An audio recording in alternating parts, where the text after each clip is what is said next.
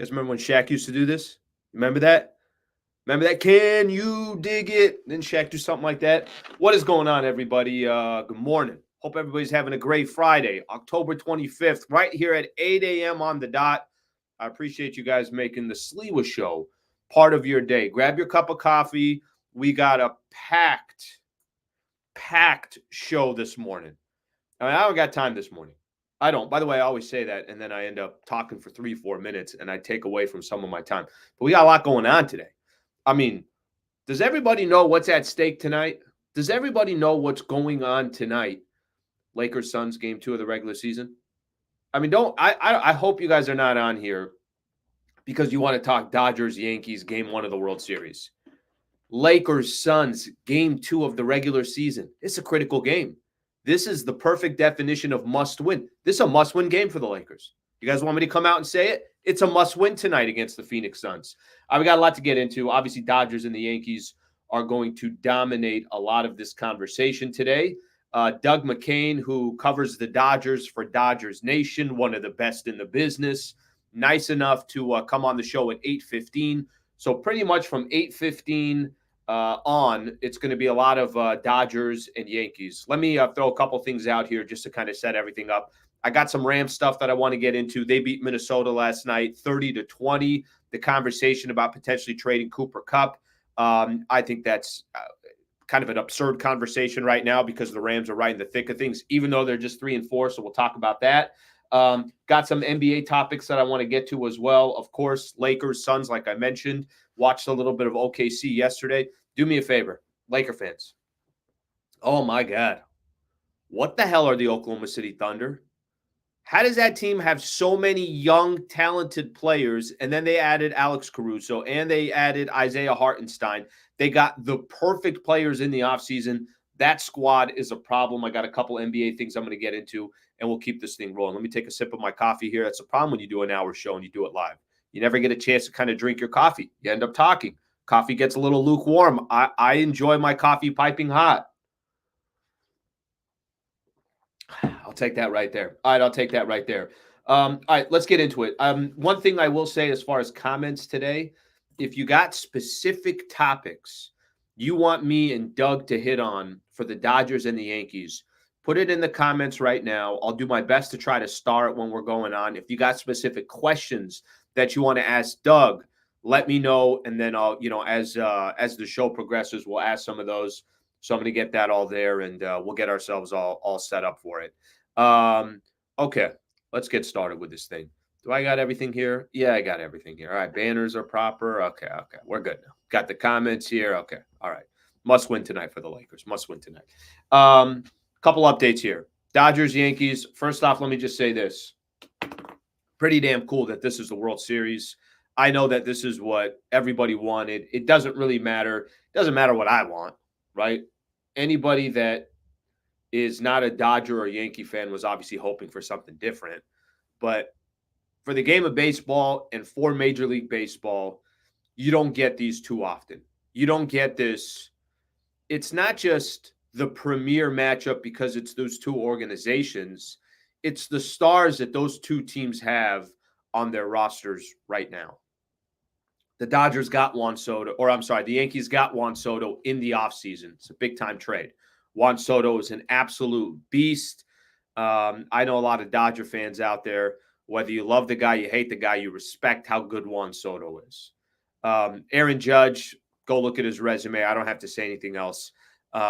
Garrett Cole is one of the premier pitchers in all of Major League Baseball. You got so many of these stars. Obviously, Giancarlo Stanton, another stud who's been incredible in the playoffs so far. It feels like every time he gets a hit, it's a home run and it's going 450 feet.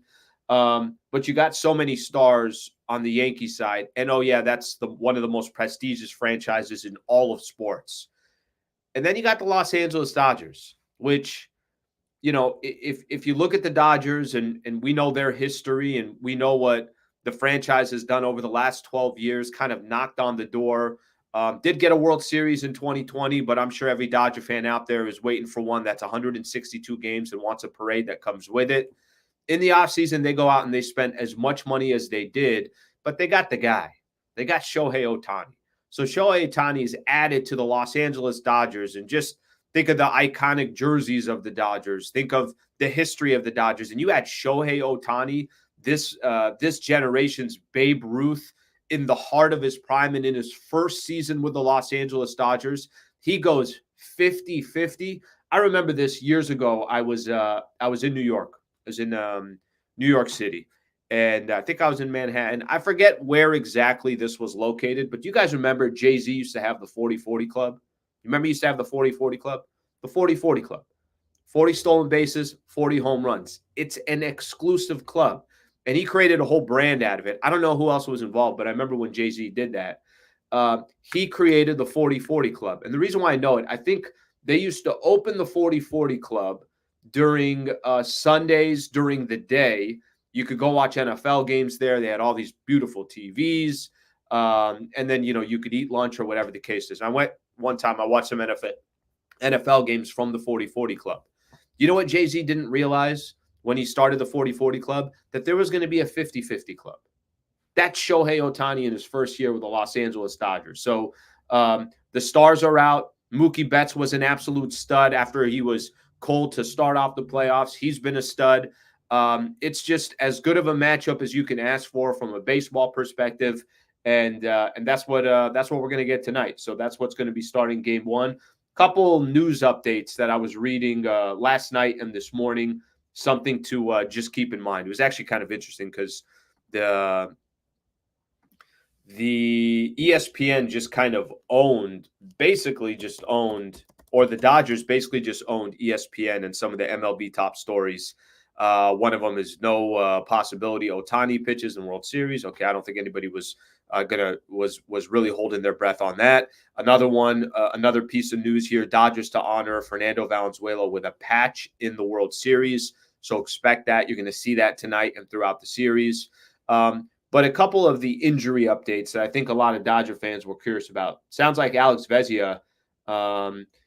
He had a quote that he was 90% sure he will be active. So it looks like Vezina is going to be back. Miguel Rojas, Dave Roberts said really good possibility for Rojas to be back.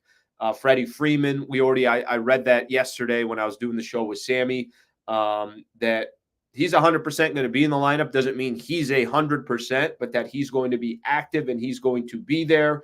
So about 3-4 storylines for the Dodgers that I think all lean towards the Dodgers. All good news for the Dodgers as you get ready for Yankees-Dodgers tonight. By the way, at 5:08. 5:08 first pitch. For those who don't know what time it's going to be at, it will be at 5:08. All right, let me do this here real quick. Let me look at a couple things here, and then I got somebody here saying Vezina's coming back. Assume rosters get announced around noon. That's probably how we'll all pan out. But every single one of those are good news. Here's the one story that I'm not 100% sure what to believe. All right, Jack Flaherty's getting the ball for Game 1 tonight, Dodgers-Yankees. And there's a story on ESPN, and this is because Mark Pryor, the pitching coach of the Dodgers, was talking about that they're moderately concerned basically about his velocity. He's at a velocity dip, and I think there's a couple justifications for it. Anyways, I'm going to read a little bit of the story, and then we'll chat a little bit about it. In his last start, which was on 4 days rest, it was Game 5 of the NLCS, and the reason why I say 4 games rest because he's different when he gets his full rest. At least his velocity is, from what I've been reading. Tonight's a game where he's not worried about, hey, I'm coming off 4 days rest. No, he's got plenty of rest. He'll be on complete rest. And you should get the best stuff that Jack Flaherty will throw should come tonight because of those circumstances. But here's the story. Here's the article. He's averaging 91.4 miles per hour in Game 5 of the NLCS when the Dodgers were taking on the Mets. Here is the quote from Mark Pryor. It says, obviously, everybody knows the more velocity, the better usually, unless you're going way below hitting speed. Concern, yeah, because obviously he was pitching on regular rest and it was a little bit down. Can he pitch with it? Yeah. He's somebody who's more about execution than anything, and I think they did a really good job of game planning the second time through, sitting on some of their slower spin stuff, But I think with extra rest and what we saw in the bullpen, I feel pretty confident that he can get back to where he was the other time. He's talking about game one, where his average was around 95 was his average as far as his velocity goes. Let's see what he's got here. His average fastball now dipped below 92 in 3 of his past 5 starts. The mechanics of his delivery tend to impact that. That's something that he's going to work on. Listen, I think sometimes, it's not completely crazy to kind of it's not completely crazy to have managers, they're game planning a little bit. They're playing a little bit of head games. Maybe they want to give the Yankees a little bit of concern, or not even concern, but a little bit of comfort, thinking, oh, Jack Flaherty's pitching in game one. He's not going to have his best stuff. I think there's got to be a little bit of that, because I'll tell you this. If Jack Flaherty in game one struggles, and if he has the type of struggles that he had in game 5, and let's just say the Yankees win game 1, that's a real problem for the Dodgers, because Yamamoto has been back and forth, and you're only going to get 2 starts from Yamamoto, period. Walker Buehler has been a lot better, but again, if you're giving the ball to Walker Buehler and you're basically saying you have to win this game, I'm not saying that he's going to have a lot of pressure, because I think he's accustomed to pressure. I think it just has more to do with, all right, you're not giving yourself much margin for error. They have to have success from their starting pitching in this series. They have to. And the reason why I say that, I know a lot of people can sit back and say, well, come on out. Look how good their bullpen has been. First off, it's a 7-game set against the Yankees. And I don't think what you want to depend on is just purely on your bullpen. Oh, no, our bullpen's going to get us out of this, get us out of that. I don't think you're winning a 7-game set that way for any team out there, even for as good as the bullpen has been. Your starter's got to give you something. And that's why I think tonight becomes a really, really interesting game, because Jack Flaherty, if he's not at his best, if he's only able to go 3 or 4 innings and gave up 3 or 4 runs, and now in game 1, now you're saying we got to use our bullpen. I think that's a really bad sign for the Dodgers. If he's able to do what he's done at a couple different instances in the playoffs, gave you that 5 innings, gave up 1 or 2 runs, and handed the ball over to the bullpen, then I think you're on your way. Obviously that's going to be a close game no matter what. If Jack Flaherty does pitch well, and handing the ball to your bullpen in that situation is so much different than, hey, he just wasn't able to go. His velocity was down. Everything that Mark Pryor said is exactly what happened. That's kind of a worst case scenario for the Dodgers. And we'll see if that ends up being the story. But that's why I get a little confused about the story. I'm like, all right, are they just is this something? Do they want the Yankees to think this? Do they want the New York Yankees? Because to be this blunt about it and say, yeah, that is our concern, it's a little surprising to me. Why you admit that your starting pitcher's velocity is down and that you have concern about him, unless you're just kind of doing it for gamesmanship. Remember, Jack Flaherty was almost traded to the New York Yankees. It sounded like the Yankees at the trade deadline were basically all the way up to, they had some concerns about, I want to say, his back, so they didn't end up trading for him. And then the Dodgers swooped in and ended up getting him. I don't know where the Dodgers would be without him, because he wasn't supposed to be your game 1 starter in the World Series. In a perfect world for the Dodgers, they would go Glasnow, they'd go Yamamoto, and then they would go Jack Flaherty. And they'd also have Gavin Stone ready to go. But that world did not exist for the Dodgers. So, obviously that wasn't going to happen. All right, let me get to a couple of these comments here before I bring Doug McKain on. Babe, wake up. Slee is on. You know how that goes. A lot of Let's Go Padres on here. I really appreciate that, guys. A lot of Let's Go Padres. Thank you, guys. I appreciate that. I mean, again, no need. My team's not in it, but I appreciate it. Padres in 5. Okay. All right, let's keep going here. Hope Lakers win. Told you guys Rams would win. I got some stuff on the Rams.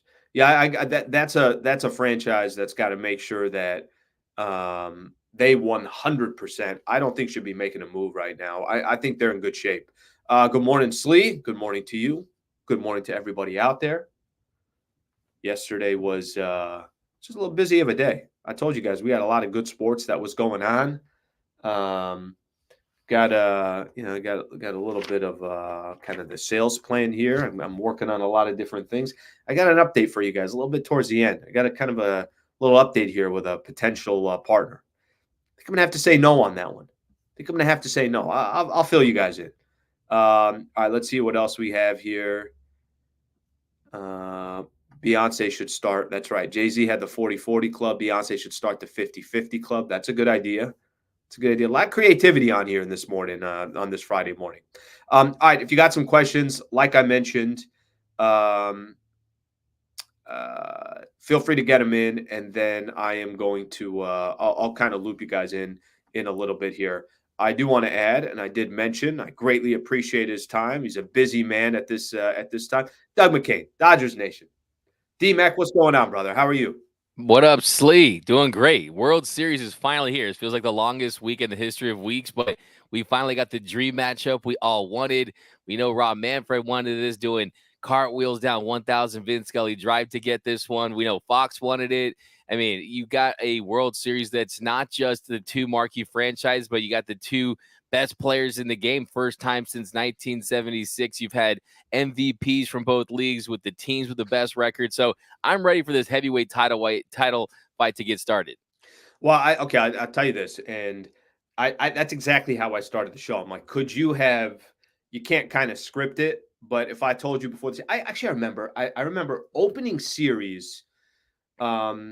I forget who the Yankees were playing. I know they were on the road. Maybe it was the Astros. I want to say actually they swept the Astros to start the season, and Juan Soto was just hitting bombs, and all the highlights you were watching, you were seeing that, and then of course everybody was following. Oh my gosh, Ohtani is a Los Angeles Dodger. Just seeing him in that jersey, everybody's following that. And I know people were saying this from the beginning. Could you imagine if it's Yankees and the Dodgers? That almost never happens. By the way, in baseball, and Dodgers are a great example.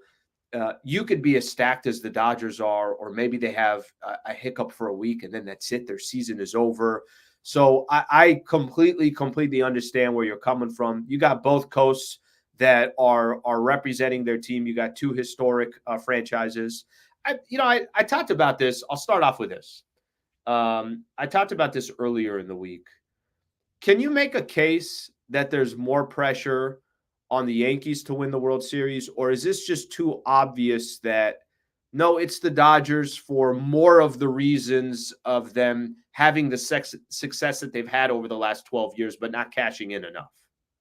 I think you can make the case that it's pretty equal because the Dodgers go out there, they commit $1.4 billion this offseason. You get the most coveted free agent in baseball history, and you didn't stop there. You went out and got Yamamoto, and you gave him the most lucrative contract that a pitcher's ever signed. You get Glass now, you get Teoscar, and then also too, you look at the windows of Freddie Freeman's prime and Mookie Betts' prime. I mean, Mookie is still playing at an MVP level. Freddie dealing with that ankle injury.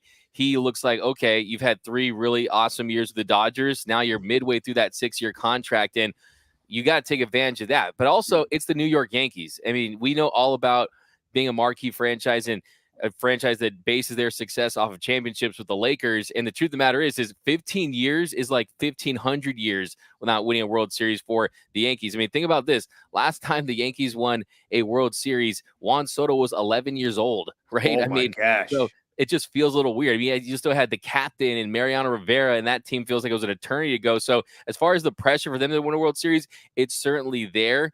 But, I mean, you look at the top of that lineup. I mean, you have 3 elite power hitters, juggernaut-type hitters, and Gleyber Torres getting on base at a 400 on-base clip. So they have a potent lineup. But I would definitely say, though, that they have 27 World Series. The Dodgers have 7. And it doesn't matter how you feel about 2020. I've always said it was only an asterisk World Series when your team got eliminated. Having said that, the perception around baseball, the haters out there have ammo, right? And if you win this World Series against this Yankees team, 162 game World Series. You have the parade, Kershaw showing dad bod with champagne all over him, and Kike twerking in a banana suit. Who knows, whatever it will be. But you win this World Series, you truly do silence all the haters out there. I've always called them the incomplete elite, right? You need that 162 game World Series to say, okay, we're on the mountaintop. We are the preeminent franchise, not just in Major League Baseball, but one of the best franchise when it comes to perennial success in all professional sports. So I think that the pressure's on the Dodgers just because, I mean, yes, you have a depleted rotation. Yes, you're winning in different ways, but this Yankees team, I mean, the World Series they have, look, I mean, they're going to be fine. The Dodgers, you can't say the Shohei Ohtani era is a success until they win a World Series. And in a lot of people's minds, you need multiple World Series to consider it a ringing success. And yes, it's going to be a success at the cash register and in the box office and all this stuff. Yeah, And they're going that's to a make money, no-brainer. but that's why I think it's more pressure on the Dodgers.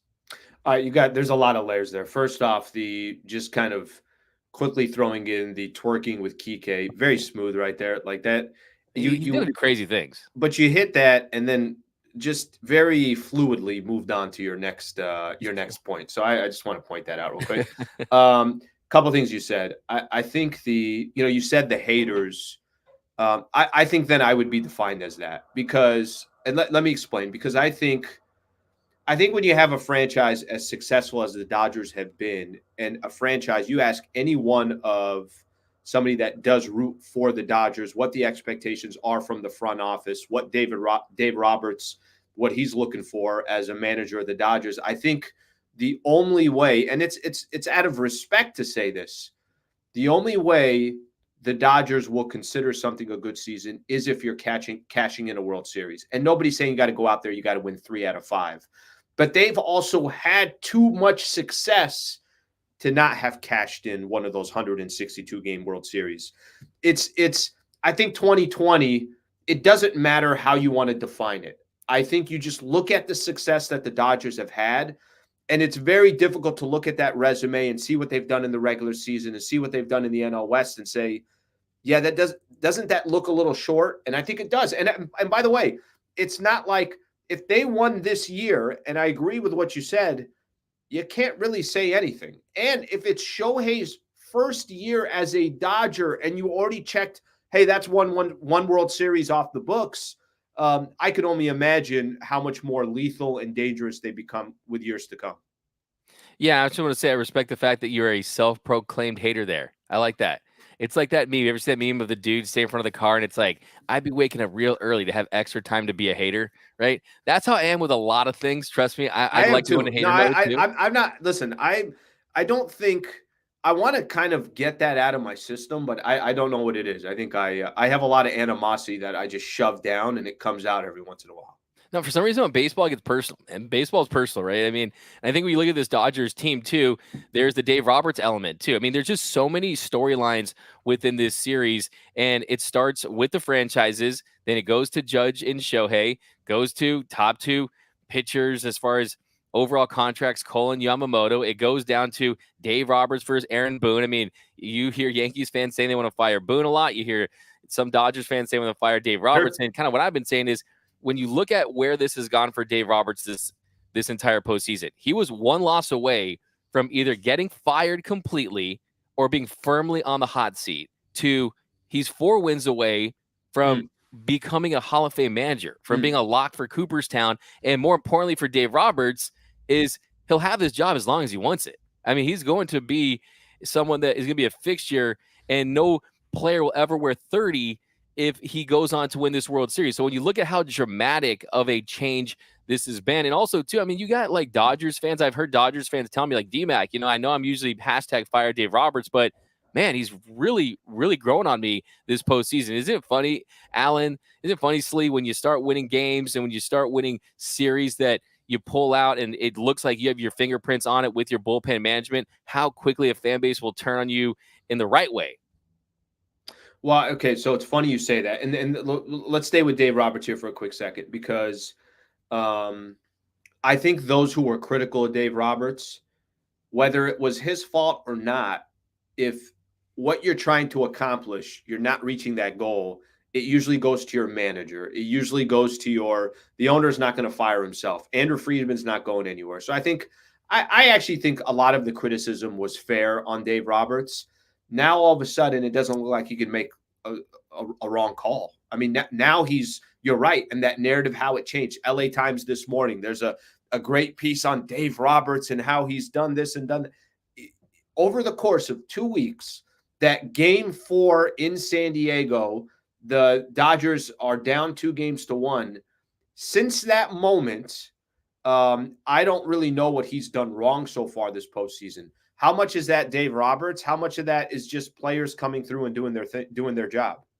That's what it always is. I mean, managers take too much blame for losses. They get too much credit for wins. And I think with Dave Roberts, though, it's about kind of maintaining the culture of this franchise and getting guys to buy in. I mean, you look at the fact that Tommy Edman never batting cleanup in his career. He steps up and he wins the NLCS MVP on a team with Shohei Ohtani and Mookie Betts. It kind of speaks to the depth of this lineup. But also, I mean, that's one thing that these players always tell you is that Dave Roberts' best skill is just giving guys relentless confidence and having guys fit into their roles, and it doesn't matter where it is. So I think that's kind of his biggest thing. I mean, here Brent Honeywell talking about, I did it so we could save the dogs for Game 6. I did this for the players. But Brent Honeywell, by the way, do you like the mullet? Do you like the turtleneck from like the 90s? He's wearing like a Deo Nomo's turtleneck from like 1996. And what Brent Honeywell says, we all love Doc, right? I mean, this clubhouse loves Doc. He was really candid about it. And I do think that's something that you get. So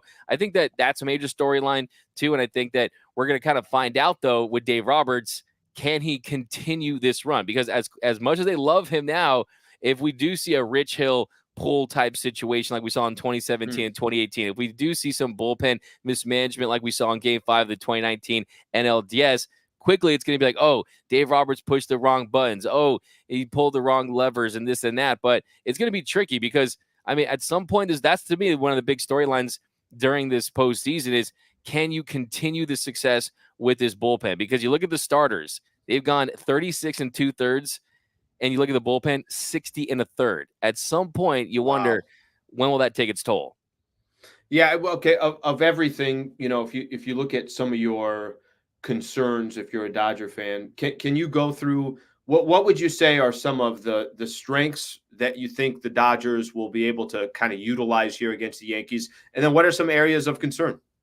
I would say the strength of the bullpen is definitely an area where if everyone's healthy, if everyone's in the right matchup, if everyone has enough gas in the tank with the starters giving you some length, that absolutely is an area of strength for them based on what we've seen this postseason. You're talking about a group of guys with the Kopechs, the Evan Phillipses, the Hudsons, the Trinans, the Vessias. They've combined for a sub-2 ERA this postseason, and they've gotten it done in high leverage situations. And I think you're going to need that because, I mean, you look at who you're going up against, it's that big four in this lineup. I mean, with the way Gleyber Torres is playing right now, the way he's getting on base, he really helps in front of Juan Soto, Aaron Judge, and Giancarlo Stanton. So that's the thing too. You get the best versions of these Yankees hitters in the sense that you got postseason Giancarlo Stanton, you got Juan Soto, who's been outstanding, OPS over 1,000, and then the thing I fear is you have an Aaron Judge who's due, right? Aaron Judge, through 41 plate appearances in his career, if you use just 41, so it's a very small sample size, but in those 41 plate appearances, he's actually the best hitter in the history of Major League Baseball against the Dodgers. Think about that. A 389 batting average, an OPS of 1575. He's due. So the big way to neutralize that is with this Dodgers bullpen. And the truth of the matter is you only have two lefties in Banda and Alex Vesia, and those lefties are going to be crucial because you got not just Juan Soto, you got Anthony Rizzo, you got Alex Verdugo, and also those lefties with the 3-batter minimum, you have to stay in the game to face a Giancarlo Stanton and a Aaron Judge. So it's a tall task for them, but I think that's an area of strength that they have. But at the same token, it's a concern at the same time because you just don't know when those innings are going to pile up. But I do think that with the reset that they do have, and the fact that you can line up your starters twice throughout a 7-game series, you might only need to go to that bullpen game once and use them more in high leverage situations and wins. But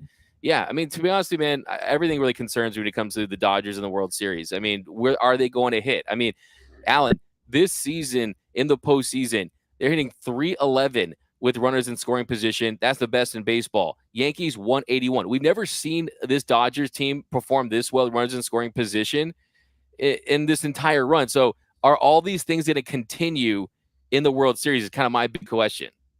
Fair question, and that's baseball, right? Baseball, you can have a stretch. It's happened against the Dodgers where you have another team. All of a sudden, it's the greatest team you've ever seen for a week or 2 week stretch. And right now, the Dodgers, it's more just cashing in on the talent that they have. Plus, Kike's been clutch. Tommy Edman, obviously, NLCS MVP. There's other players that have stepped up as well. I'm gonna stay with the pitching here for a quick second. What do you make of? I know you've probably spent a lot of time on this. Mark Pryor comes out and says that they're moderately concerned about Jack Flaherty's velocity dip. Just your thoughts on Jack Flaherty specifically, and how much of a concern you think that would be for tonight and the rest of the series. Is definitely a major concern for me just because, I mean, the last time we saw Jack Flaherty in game 5, he gave 8 runs. That was a high for Dodger starters in the postseason, and the velocity was down a couple ticks. The command wasn't there. He was nibbling around the zone, and when Jack Flaherty is effective, he's using that fastball on the edges, setting up his secondary pitches. But if he's nibbling and he's not confident in his stuff, this Yankees team, they have plate discipline. They absolutely do. I mean, they have a 23.2% chase rate on pitches outside of the strike zone. So they're not going to sit there and swing and miss at Jack Flaherty's sliders or knuckle curves out of the zone. They're going to make him throw heaters in the zone at some point. And if the velocity is at 91, they're going to crush it. So absolutely, I'm extremely concerned. And I'm hoping that there are some mechanical tweaks that we've seen from the regular season to the postseason that allowed Jack Flaherty to get back to throwing 95s again. And that's something we saw during the season with him too. Even in Detroit, he had a couple starts where his velocity fluctuated. They corrected some things and he was able to get back the command and the velo. So, I mean, one of the top 2-3 things you're looking for early in this game is Flaherty's command and his fastball velocity. Because look, game 1 of the NLCS, I mean, he went 7 scoreless, and in game 5, 3 innings, no strikeouts, was not missing bats, and he got roughed up. So it's really been a mixed bag for Jack Flaherty, and it's absolutely a concern because, I mean, I can tell you that they're telling us he's made mechanical adjustments. I can tell you that they told us he was sick, but until I see some 94s and 95s and better commands, I'm not going to believe it, right? I need to see it. Yeah, and kind of tonight, I think, sets a little bit of the table too, because if, like you mentioned, if he's able to go 5 innings and you gave up 1 or 2 runs, if you got 6 out of him, amazing. But it's what's the score going to look like when Jack Flaherty leaves the game? How much are you 3-4 innings in, or were you able to stretch him a little bit? How much of the bullpen are you using today, and what high leverage guys are you using? If he ended up, giving up 3-4 runs and you're pulling him through 4 innings, it's still a tight game, and you got to use your high leverage guys. And I'm not saying it's a must-win game or anything like that, but it's important, obviously, that he's getting the ball in game 1 at Dodger Stadium, and what that tone is going to set. And you know this, and a lot of baseball people know this. What happens in game 1 can affect game 2, just strictly based on who you used and who you had to go to. Are you getting your best stuff in game 2 from some of your bullpen, some of your guys from the bullpen, or, obviously were they used? I think it's interesting. I think watching him tonight and seeing that article, I was in my head. Are you surprised how open they were about this? Because that's the part that's a great point. I was pretty surprised that, like, one, you have someone other than Dave Roberts speaking pretty candidly about the condition of their game 1 starter in the World Series. I mean, for me, it's we made some mechanical adjustments and he's feeling good. He's feeling healthy. This is the hometown kid, game 1 against the Yankees. I'm just kind of sticking with kind of the normal storylines. And if he's not pitching well, then we kind of address it during the game. But yeah, I mean, I think that when you're Jack Flaherty out there, he's more of a veteran pitcher. Of course, he's got more starts in the postseason than Yoshinobu Yamamoto, right? And you look at Walker Buehler in the state that he's in, it was the best version of him. But really, between Jack Flaherty, he's the guy that after Glasnow went down, and because of the injury to Yamamoto, I mean, you need to get innings out of him. And I think the difference between a Yamamoto and a Jack Flaherty is if the Dodgers go out tonight, you give him a little run support, they will let Jack Flaherty wear it a little bit.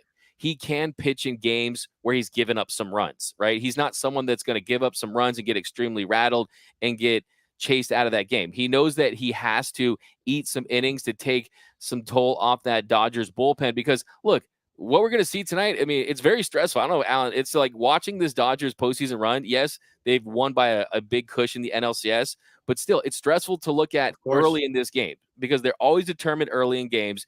Because if they have a lead and the starting pitcher is showing some signs that he doesn't have it, they will play that bullpen roulette game and they'll go high leverage matchups and they'll try to give their offense more time to pile on some runs. And then on the back end, they're hoping they have a 2, 3, 4 run cushion that they can let one of the lower leverage relievers take down those innings towards the end. So we could see a scenario for that. But as you point out, I mean, look, you win game 1 of the World Series, you win the series at over a 60% clip. It's extremely important for this team to go out there and get a win tonight and go up against a Garrett Cole, who's their ace. Because you asked me about one of my concerns too, is their starting rotation. They have legitimately 4 starters in a 7-game series. I mean, you got Luis Gil, you got Carlos Rodon, you got Schmidt, you got Garrett Cole, and that's certainly the advantage that they have. So it's imperative that Flaherty goes out there and he at least gives you quality innings that you don't have to stack onto your bullpen. What have you thought so far about Shohei Ohtani in the postseason, and what are you expecting for him? First year with the Dodgers, obviously his first playoff run, and here he is on the World Series stage. I think he's handled well. I mean, I think with Shohei Ohtani, it's kind of one of those things where his standard is so high that if he's not hitting like 50 home runs and stealing 50 bases a series and having every key moment, it's okay. Is he the greatest player in the world, right? So the truth of the matter is he hasn't played like the greatest player on the planet yet, right? He's due for a big series, but he's still set a Dodgers postseason record with 17 times reaching base in the NLCS. He got a big home run in game 1 of the NLDS off Dylan Cease. He's had his moments. It just hasn't been, oh my goodness, this is Superman in baseball cleats, right? But I also think too that you've seen him take his walks more in recent games. And I think that he's a little more comfortable at the plate. There's like pressure after that big home run he got with the bases empty against the New York Mets. I mean, I think that kind of narrative is starting to fall away. I mean, he was over 22 at one point with the bases empty. He's the best player in baseball with the runners on base. So I think for Shohei Ohtani, what you're hoping to see is a little more dynamic of a version of him like we saw in the regular season, where when he does get on base, do you impact the game with your running? When he does have runners on base, are you seeing clutch base hits? And I think for him, it's kind of lining up perfectly. I do think it's lining up perfectly to be step on the big stage. I mean, can you imagine him in the short porch at Yankee Stadium hitting a home run? I mean, I think that this is the stage for Shohei Ohtani. I think that he realizes that he's going to get opportunities this series, and it's just incumbent upon him to take advantage of those. So I think the best is yet to come. I got Shohei Ohtani as my World Series MVP. I know I want something cool and sexy, maybe pick Austin Barnes or something like that, but no. I'm sticking with it's going to be Shohei Ohtani winning MVP. I think the Judge matchup is going to bring the best out of him. Well, I'll say this too. I think I like what you said about some of these games he's just drawn walks. It might not be the sexiest thing. I think he's just trying to win. And however you can come out with a W, that's a sign of a true winner. If I get a chance to make it happen, awesome. But if I need to walk to just help this squad get another runner on base and then let me pass the baton to Mookie Betts, I know a lot of people that watch him certainly want to see Shohei Ohtani do something special. You want to have those moments, all that stuff. At the end of the day, you're going to remember these players and you're going to remember this team if they won a World Series. You're not going to remember, well, Shohei had 2 home runs in a game, but the Dodgers lost the World Series. Nobody really cares about that. But I guess my point is I feel like Shohei's trying to play winner ball. I feel like he's trying to play whatever it takes to win is what I'm trying to accomplish. My individual goals or statistics really doesn't mean anything. Just to kind of look at some of the other players real quick. I know let's take you don't have to take the stars out, but other than Shohei, and I know Mookie's obviously his name's going to come up a ton as well, but other than the stars, what players are you looking at in this series? I think you always got to have more than your stars contributing. There's going to be times where your stars, go through a little bit of a slump. What are some of the other names out there that you think are just going to be incredibly important for the Dodgers? I would say number one for me, 100% is Walker Buehler. And I think a lot of people Hmm. might go down the line and look for a position player. But when it comes to the volatility of their starting rotation, you've had that, right? I mean, you've had it with Jack Flaherty, with Walker Buehler. I mean, what we saw from him in game 3 in the NLCS, that was the best he's looked since 2021, as far as the strikeouts, as far as the missed bats.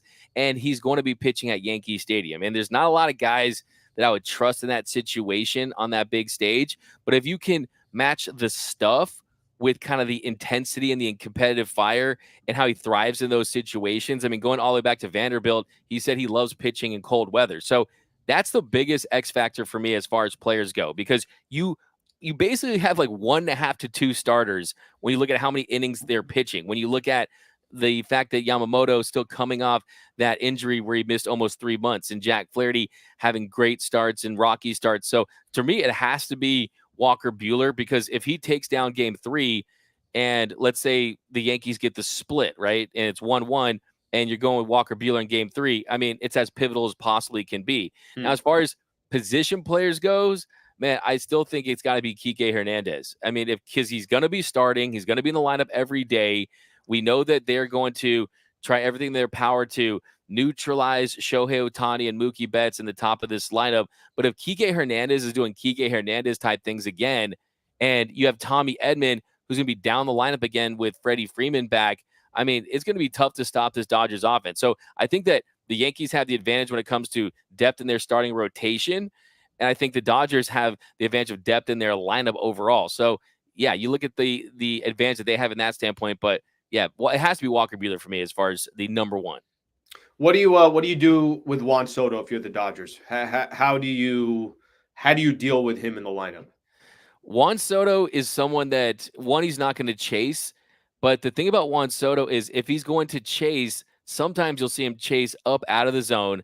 But then if you make a mistake there, he crushes He'll heaters hit a up in the zone three-run too. homer in Game 5 against Cleveland. Yeah. Yeah, I mean, just ask Gaddis, right? I mean, he knows all about that. So I think the best thing about Juan Soto is, look, you got to try to keep it low. I mean, Dontrell Willis always like to say, live low and live long, and I think Mm. that's the key with Juan Soto. You don't leave anything up in the zone. You kind of stay with spin as much as you can, and hope you can get those soft contact outs and missed barrels, and he doesn't do too much damage. The other big thing too is just keep the guys off base in front of him. I mean, you saw the home run he hit in the end ALCS. I mean, you had runners on base. You had no choice but to find the zone at some point. So look, the truth of the matter is Juan Soto is a major problem. Juan Soto, as great as Aaron Judge is, as great as Shohei Ohtani is, as much danger as they present to your staff and how great they are, the best hitter in this series as far as pure hitter is without question Juan Soto. He's the best pure hitter of this generation. So the key with him is,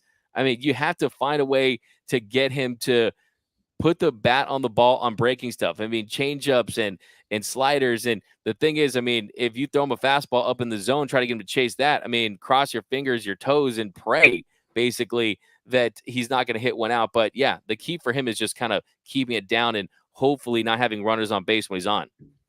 Yeah, there's so many. We don't run into this too often in sports, but there's so many storylines, and I could bring up 10 of them, and all of them are interesting. I mean, you've been on here for close to a half hour, and it's the first time I mentioned Soto. Like, I think that's just a good example of, like, oh my gosh, you could take this, obviously in so many different angles. Okay, with all that being said, um, how do you feel? How do you think a lot of Dodger fans feel right now? Is it one of those where you want to see game 1 to have kind of a better feel of, okay, what's the series going to look like? What is are there some of these guys? Is there nerves that are taking over? Whatever the case is, but how do you feel in your interaction with so many Dodger fans? How do you think Dodger fans feel coming into this series?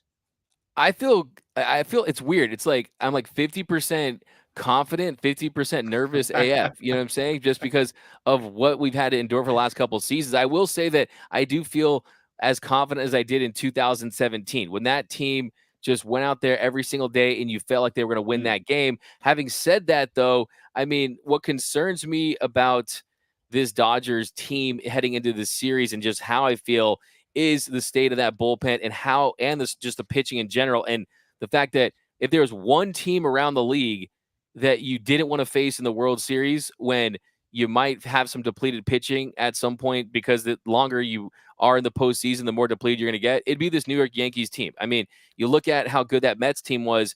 This Yankees team is on another level as far as how much damage they can do against you at the plate. But I do think that this team, though, just as a whole, you kind of throw out the stats, you kind of throw out all that stuff. I mean, this team just feels like they're ready to win. It just feels like the stars have aligned and they're playing their best baseball in October. Typically, their best baseball is played in July, and they're the boys of summer, right? They're not the legends of the fall, right? I think that's what I'm feeling for this team is you've got a Dodgers team that, yes, the pitching has been depleted, but they're like, okay, how do we win today, right? Oh, are we going to win today by scoring 10 runs? Then we'll do that. Or are we going to find a way to win by executing a bullpen strategy and being lights out like they did in Game 5 against the Padres? Sorry to bring that up again. Don't have some nightmare feel for you. We'll do that. So I think that you combine that with home field advantage. You combine that. Look, I mean, I'm a big believer when you got win for Fernando, right? I don't know about you. I'm a sucker. Alan, some people think it's cringe, corny. I'm such a sucker for anytime you can match up anything with Kobe. You know what I'm saying? The numerology. You know, they win the NLCS at 824, right? It'd be their 8th World Series in 2024. So, like, I'm a sucker for all that stuff. And I also think, too, that we can't compare previous Dodgers postseason failures with 2021 and 2022 because it's a whole new era with Shohei Ohtani. So I'm feeling really, really confident. It's the Yankees, it's the Dodgers. And yes, the Dodgers, they've won 3 times in 11 matchups against the Yankees, but let's not forget their first title after losing to them so many years in Brooklyn was against this Yankees team. So the Yankees have always been a team where, yeah, they've beat the Dodgers more in the World Series when they go head-to-head, but the Yankees have also been that team where when the Dodgers get over a hump, it's the Yankees that they beat. So I feel confident. I think, hey, New York versus L.A., I got L.A., man.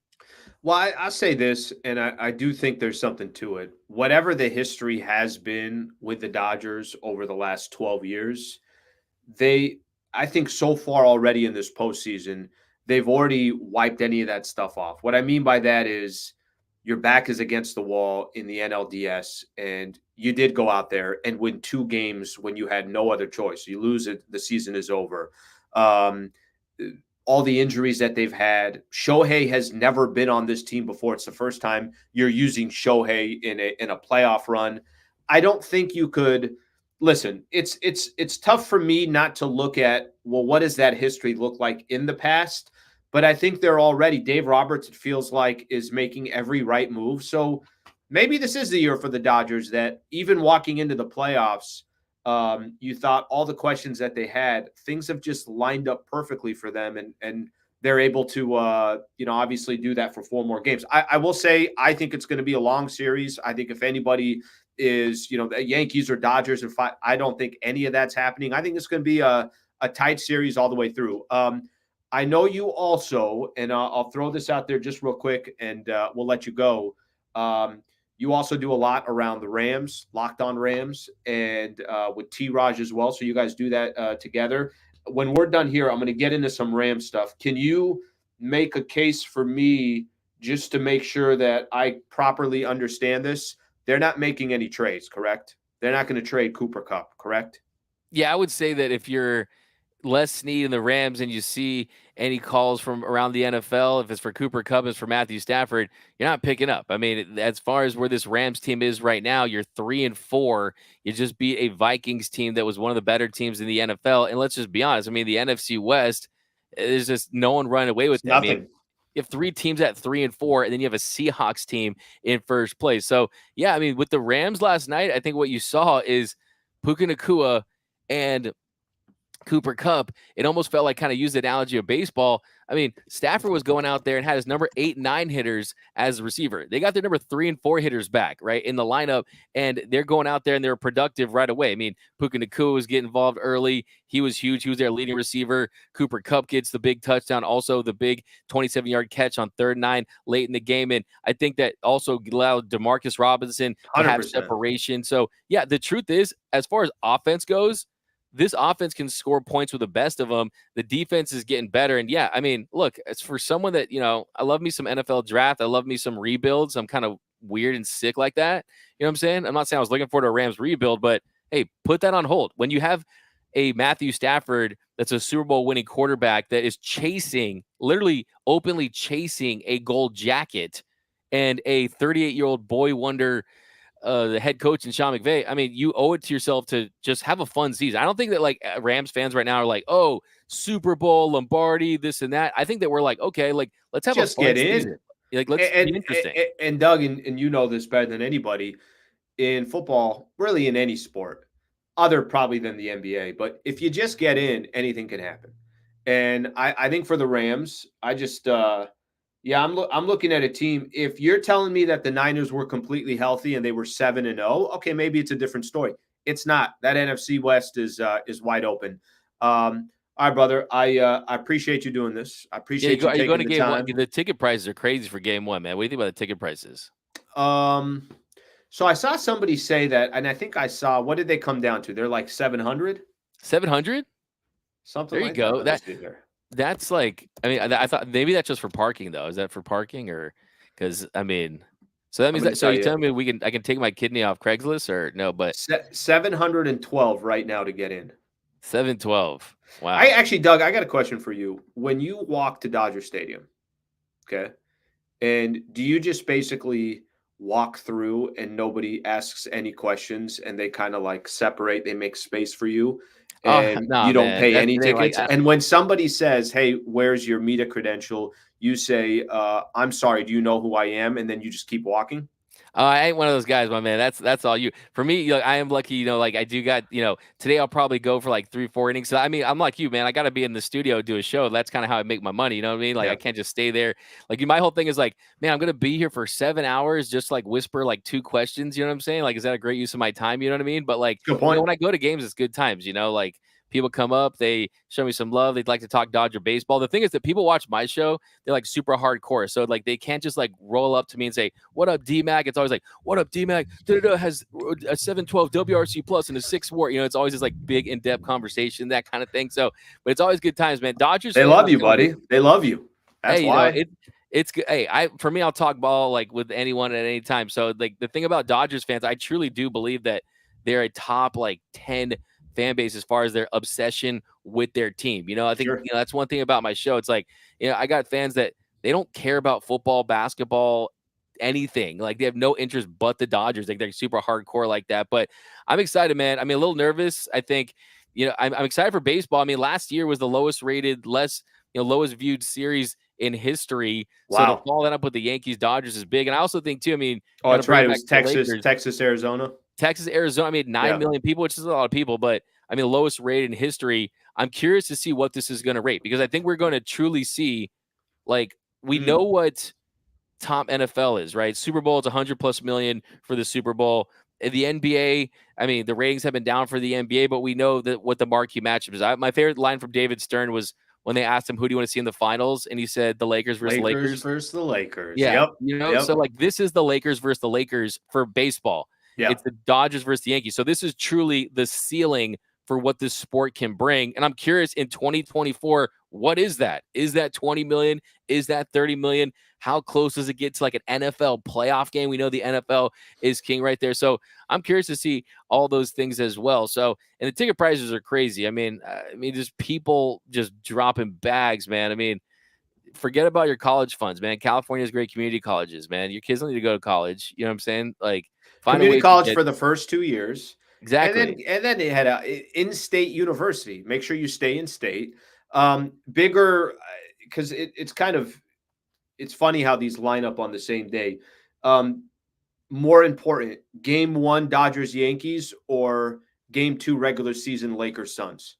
because I think it's a must win. Like I walked You're crazy, into man. I You walked know, into this morning show and I just said that if JJ Redick starts 2-0, undefeated, right? Much different conversation than he's a 500 coach. I think it's a must win tonight for the Lakers. That's me personally. I mean, that's a fire take. I mean, that's definitely kind of bold. I mean, I think I will say, man, having Laker basketball back. Oh, I it's the mean, best. I watch every highlight so far. I mean, it just feels so good. I mean, when you watch a million baseball games, a million football games, like, oh, now it's basketball time. It's so nice. You just got on the screen. It's so fluid. There's not a lot of timeouts. Sometimes it just happens. So, I mean, hey, we'll see. I've got, all my Laker group chats are just way over the moon with JJ Redick after one Oh, game. big It's a time. little ridiculous at this point, but kind of going back to like connecting this with baseball, this is the matchup. Like I feel like I'm getting my '09 LeBron versus Kobe with my Yankees Dodgers this series. Like, I mean, I look back at, we wanted that so badly I like back in that. the day to finally get that marquee matchup. But yeah, I mean, yeah, I never forget that series. But yeah, Lakers, hey man, I was impressed. Connect was killing it. You got AD looking like an MVP. Okay, honestly, like what was your legitimate take about the Bronny James situation? I gotta ask. It's funny. So the day after, this is basically what I said. I said that it's good for LeBron. It's good for LeBron's family. But at the end of the day, it did not do anything for me. I don't care. And part of the reason why I don't care, Doug, and this is just being completely honest, it's too forced, too manufactured. It's not authentic. Um, Bronny getting that opportunity. What I really want to see is I want to see Bronny down in the G League developing, and I want to see, because I feel for him. He's kind of in a awkward situation where he's just kind of going along for the ride, and I don't even feel like he has much of a say in anything that's happening. But listen, Ken Griffey Sr. and Ken Griffey Jr. Ken Griffey Jr. was one of the baddest baseball players that I've ever seen play the game, period. One of the smoothest players I've ever seen play the game. He was not in baseball because of his pops. He was in baseball because he's one of the baddest players to ever do it. So, trying to make those comps and all that stuff, they just didn't align for me. I'll say it again. It's a good storyline. If for those who like the storyline, it's great for the James family. But me as a Laker fan, it didn't do anything for me. That's my own personal opinion. Yeah, I remember. So I was in Seoul, South Korea, and I got a chance to talk to Ken Griffey Jr.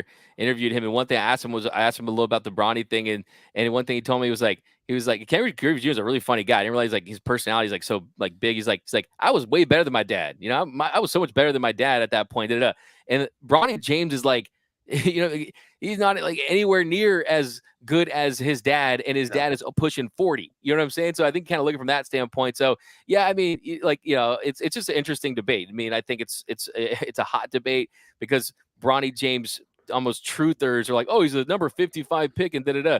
Truth is, my man should be in his second year at LMU, right? Like starting or whatever it may be and developing. And I think it's tough for the kid too. I mean, it's tough when I you agree. have those expectations, but I mean, he's in the NBA, man. It does feel like LeBron has hijacked this franchise and it gets what he wants. But if you're the Lakers, I mean, you got to keep your superstars happy. And that's kind of how you've been this destination franchise. I also want to ask you too, follow up on that, but I was asking you, what do you think about the Intuit Dome situation with the fans all up on it? What do they call it? The wall? Did you see the wall? Are you Yeah, feeling the wall? Some people think it's cringe. I think the wall's great. Here's the only thing that my question is going to be. I think if you did that, let's say there's certain franchises, I think if you tried that concept, it might do really well. Let's say the Oklahoma City Thunder had a wall. I'd be like, oh, that's pretty cool. And I'm sure that fan base is going to support it. Let's say, think of the Utah Jazz when they're really good, or the Denver Nuggets is a good fan base to use as an example.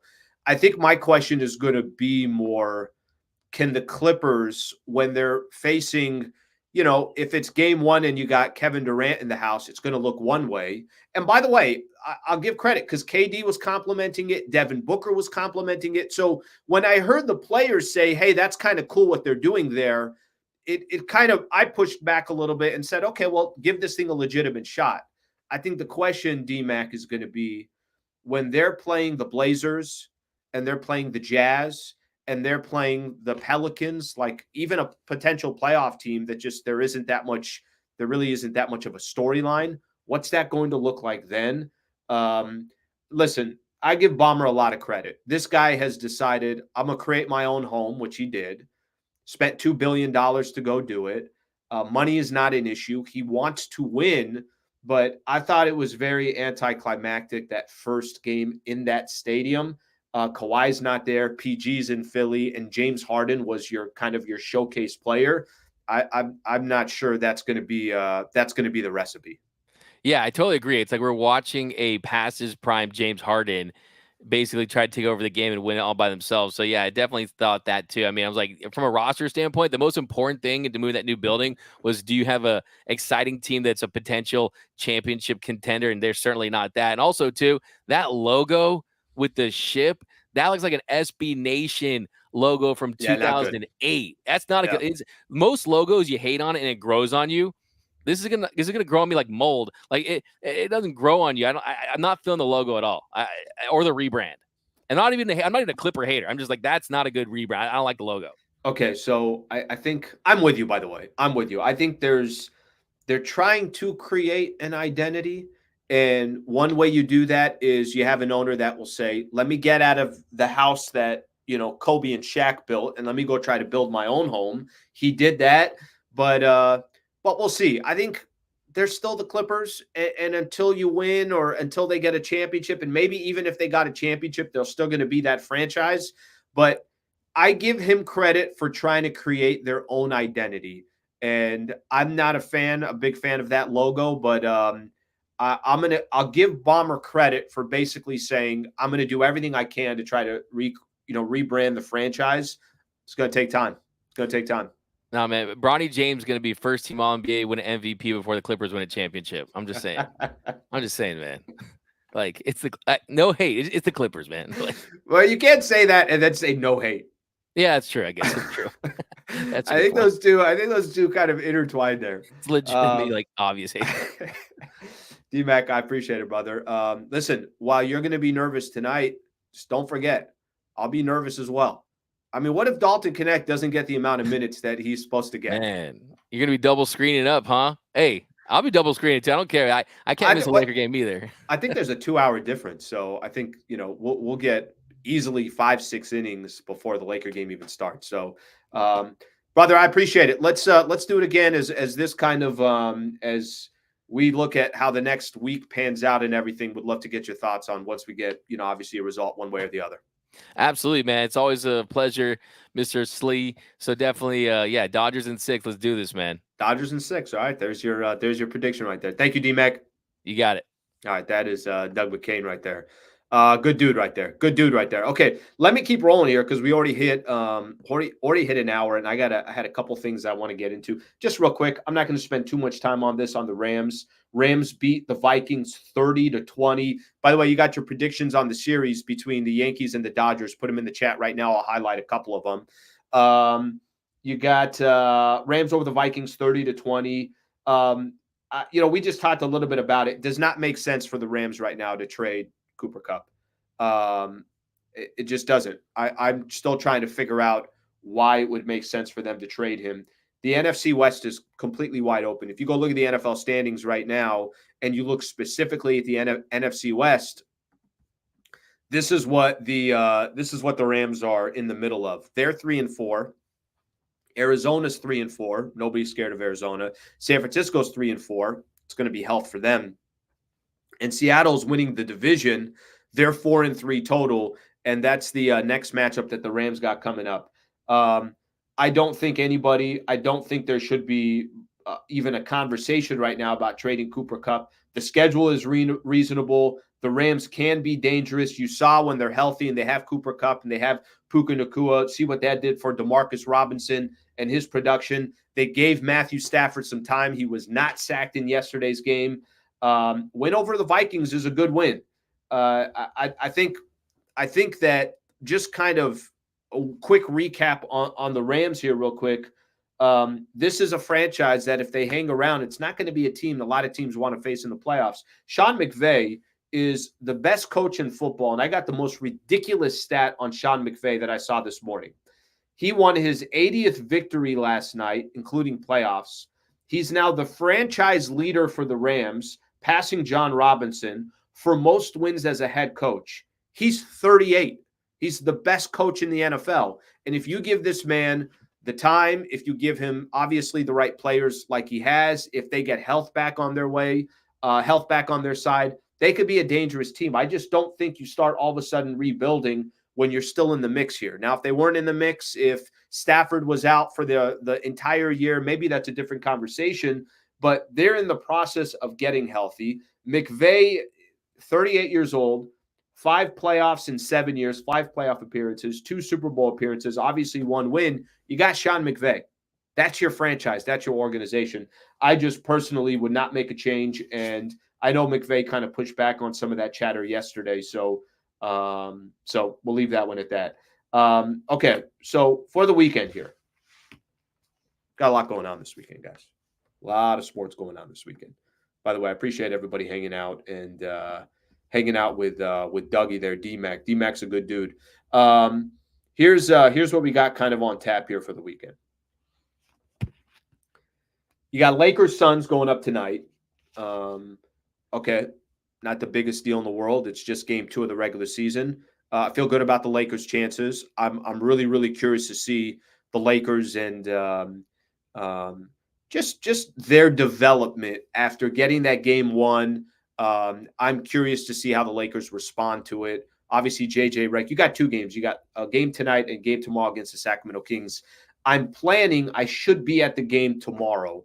For those who don't know or are on here for the Sliwa show, I am still going to be doing the post-game show after the Lakers game. So I'm going to continue to do that right here on this channel. So keep that one in mind right there. I got a chance, just a couple quick NBA things, got a chance to see the Oklahoma City Thunder yesterday. They played Denver, blew them out. OKC, a big problem in the Western Conference and in the NBA. Klay Thompson looked very comfortable with the Dallas Mavericks. That was fun to watch. Too many injuries right now in the NBA. I saw, who is it? DeJounte Murray that got injured. A couple other players I'm forgetting off the top of my head. Isaiah Hartenstein, I already mentioned, he's going to be out 6 to 8 weeks. So that's just going to happen in the NBA, unfortunately. So we got a lot going on this entire weekend. I think it's going to be a fun weekend. So for those that are getting ready for Dodgers Yankees, I hope you guys enjoyed that preview with D-Mac. And, obviously we'll continue to go here. I did mention I got one sales thing. I got a whole – we're getting – Sliwa's rolling up his sleeves. Let me just tell you guys something. Starting next week, we're getting back on the horn here.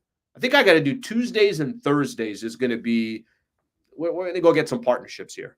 Got an offer from a company. Come be a partner. It's not any company that I've mentioned in the past. And I'm going to keep that on the DL for now. I'm not going to mention it.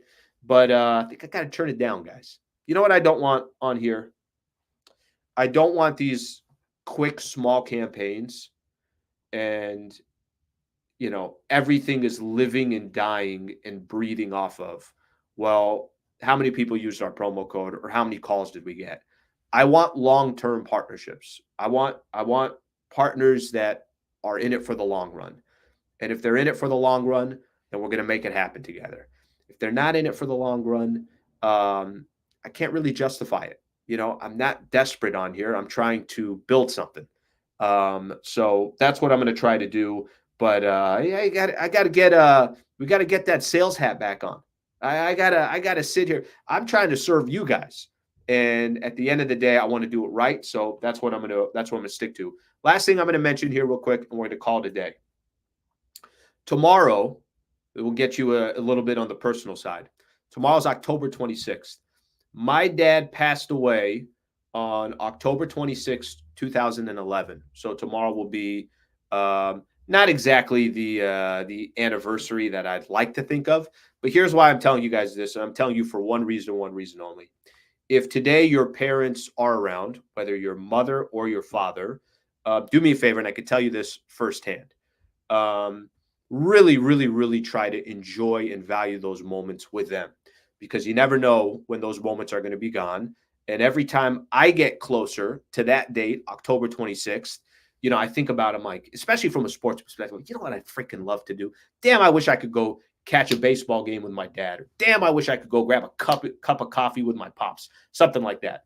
So I say that to you because if your pops is around, your mom's around, don't take those moments for granted.